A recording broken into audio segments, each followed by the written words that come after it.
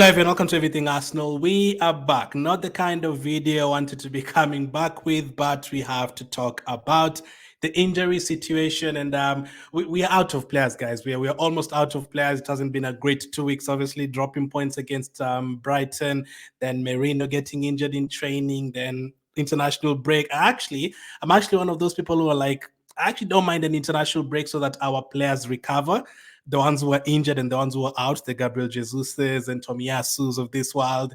But the international break, the truth is, your players can also get injured during that. And unfortunately, we've lost Calafiori during the international break playing for Italy, and we've lost Odegaard playing for Norway. And if you had to ask me one player that I never ever want to get injured, obviously it's everyone at Arsenal, but the one player that I'm always really scared of him getting injured, it's Odegaard. Like Odegaard getting injured, it doesn't obviously fare well for us at all. What he does for the team, I don't think anyone can do what Odegaard does for us. And seeing him in tears yesterday and earlier today, obviously he was walking. He had to use crutches pretty much, so that is not a good sight. So we'll be talking about all that. It hasn't been a great couple of weeks, obviously. So let's start with Odegaard, obviously, the captain of the team, and what it means for us. So him getting Odegaard doesn't really get injured. Like last season, he missed maybe 2 games. The previous season, he missed maybe a couple. I remember him missing a Brentford game and all that. But he's always there. Like he's a player we always depend on. Champions League, Premier League. You can even throw him in an FA Cup game, Carabao Cup game. Like it's very important, and he knows how to manage. I feel like he knows how to manage his minutes and manage his load in terms of playing time and how he plays during the game, so he can play multiple games in a row without getting tired. Martin Odegaard, and he can play 90 minutes all the way through. As all other players are getting subbed off, he can play on the entire 90 minutes. And for what he does for us in terms of creativity, in terms of the pressing from the front, in terms of leadership, is our captain. His connection on the right side with Ben White and Saka, like his connection with Havertz as well, those through balls and everything.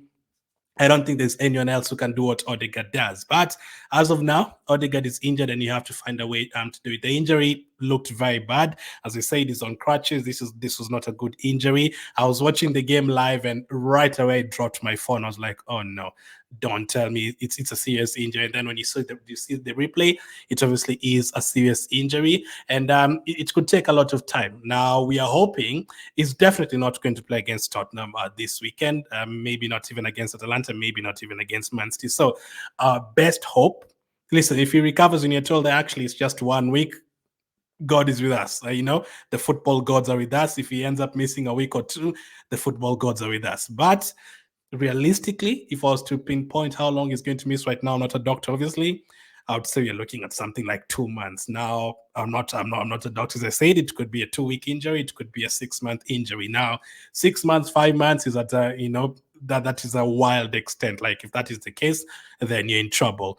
But we are hoping, best case scenario, he misses maybe these games that are coming up before the next international break, and then after the next international break, he comes back. So we are looking at him missing Man City, Tottenham, Atalanta, PSG, Bolton, Leicester, and I think Southampton at home. Leicester and Southampton at home. So you're looking at him missing potentially 7 games. Now it could be longer than that, but we have to find a way to get through those games without Odegaard. Now, unfortunately, Merino is also injured, another player who could have helped us in midfield, and another freak injury. The fact that Calafiori was injured playing for Italy, Odegaard was injured playing for Norway, Merino was injured in training, even Jesus, I think, was injured in training, didn't really see him getting injured on the pitch. Like, it's crazy, and Declan Rice is suspended, so all of that is not good news for us at all. We are basically losing our entire midfield. Who knows?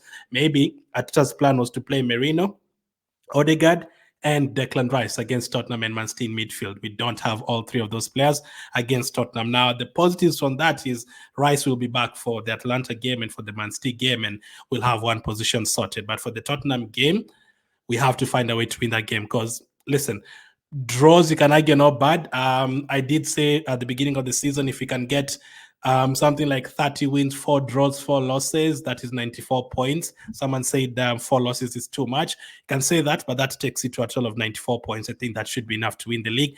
Maybe even less, maybe even 29 wins, 5 draws, and 4 defeats or something. But if you can change a loss to a draw, that will help you. Like last season, if you had drawn against Newcastle instead of losing that game away from home, if you had drawn against Fulham away from home instead of losing that game 2-1, just a couple of draws instead of defeats, you'd have won the league. Man City only lost 3 games last season. They drew a lot. Man City drew with us. They drew with Tottenham. They drew twice with Chelsea. They drew, I think, twice with Liverpool. So Man City drew a lot of games last season, but they still won the league because they didn't lose a lot. So if you can't win the game, don't lose. And that is where I guess the Brighton never really did a review for the Brighton game. I was sick during that time, been sick the whole week, but I'm okay now. So that particular game, I was okay with the draw rather than losing the game. It could have been a win if you took our chances, but as long as you don't lose that game, make sure you pick up that point. It can help you a lot. So against Tottenham, you can argue your draw is not that bad, but as of now, Man City is already 2 points ahead of us. And if you draw against Tottenham, you expect Man City to win their game over the weekend. That will be 4 points ahead of us. And then we are facing them the next week after that. Now, going into that game, you either go 2 ways. Either you go and try and win that game and you drop that down to 1 point, or you go into that game and try and get a draw and keep it at 4 points. Because if you end up losing to Man City, 7 points, that is a lot. So I still feel like we can get through the Tottenham game with the score that we have. The Man City game, we'll have to find a way, maybe go and get another draw. I don't think we lost the league last season because we drew with Man City. That was not the case. It was because of those games against Aston Villa and Fulham in those games. It is not because we drew against Man City. So we have to find a way to get into that period without losing any games. Even if you pick up a couple of draws, don't lose any games. Don't give Man City a big advantage.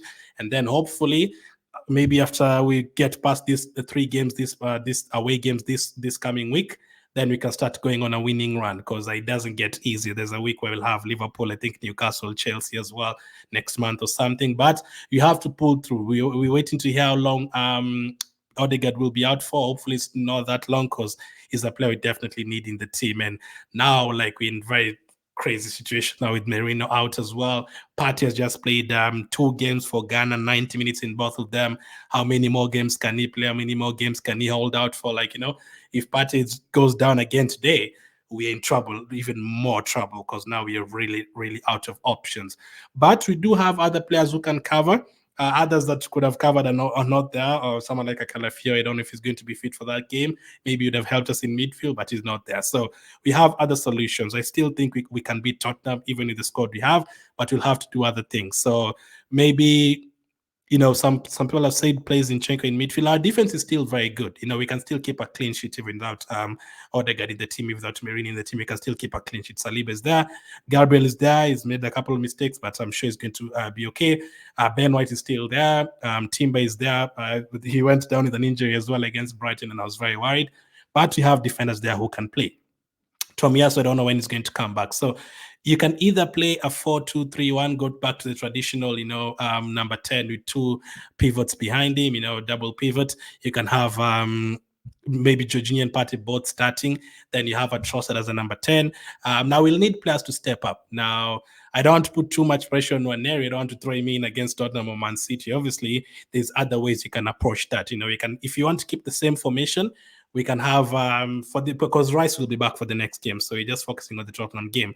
After the Tottenham game, Rice will be back in the number 8 position. Then we'll play Partey, Jorginho in the 6, and then we'll have to find who we're going to play in the number 10. Whether it's going to be Trossard, whether it's going to be Sterling some games. Are we going to try Saka there, Nwaneri there a couple of games? Is it going to be Havertz back to the number 10 position like he was back at Leverkusen? Gabriel Jesus is back in training, so that is good news.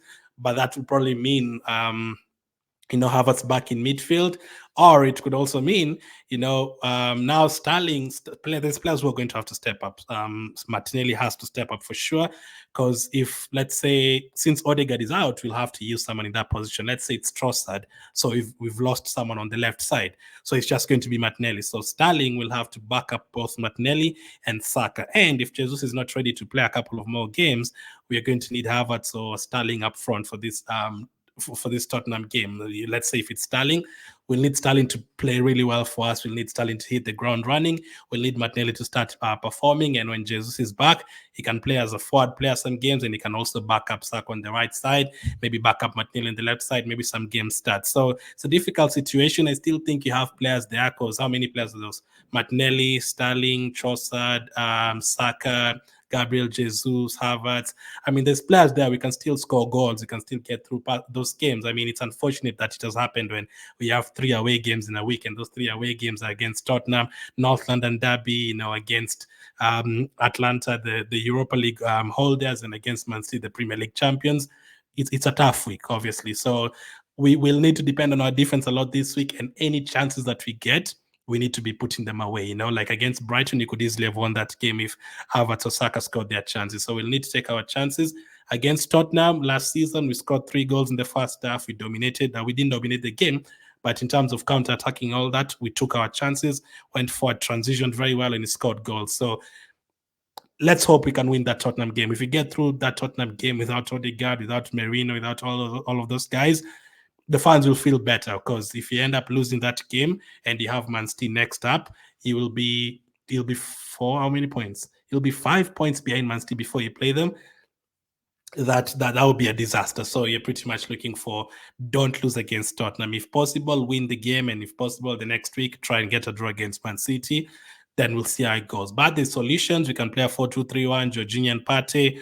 We can play, obviously, Trossard as a 10, maybe you can try Sterling as a 10 and Nwaneri as a 10. We can do all that.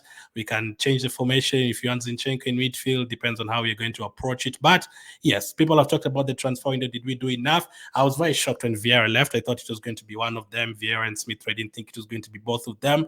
The Vieira one, personally, I wouldn't have let go of Vieira after Smith had gone. I would have the first one. I wanted Smith to stay anyway at the beginning of the transfer window, but I think the 34 million we're getting is okay. So I would have kept Vieira just to have numbers there, not even in terms of quality. I don't think anyone can replace Odegaard. I don't think there's anyone who can match up to what he does. But in terms of numbers, in terms of not having to play Saka every single game and having to play Havertz every single game, we would have needed Vieira to be there. It would have been a good opportunity for him right now to step up against a Tottenham, step up against an Atalanta, and do the job in the number 10 position. Right now, we don't have a specialist number 10 apart from Odegaard, so we'll have to switch things around. We'd have to either play Trossard there or change the formation, play both Jorginho and Partey. I think we can get through the Tottenham game, even the Atalanta one. The Man City one is the one that I'm like, Declan Rice is going to be back for that one, so that is great. But whoever plays the number 10 for these coming games, he'll need to do a lot, because it's not easy up against Tottenham, up against Man City, up against Atalanta. It's not going to be easy, but it's unfortunate. Let's wait and see how long Odegaard will be out for. Best case scenario, best case scenario, a 1 week injury. I don't expect it. To 1 month, maybe. That, I think that is the best case scenario, because it could easily be 3 months. Uncle Spain, you could be told, hey, 3 months out, and that would be a disaster. So we have to keep on pushing. Nothing we can do. Yes, we didn't do enough in the transfer window. You should have had another forward player there, just to have increase in numbers and increase in quality. But as of now, this is the squad that we have.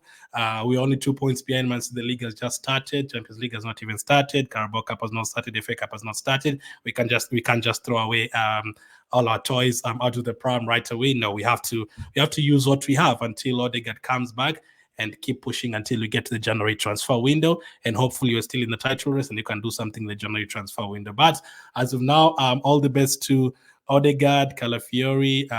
Hopefully they recover as soon as possible. We need them in the team.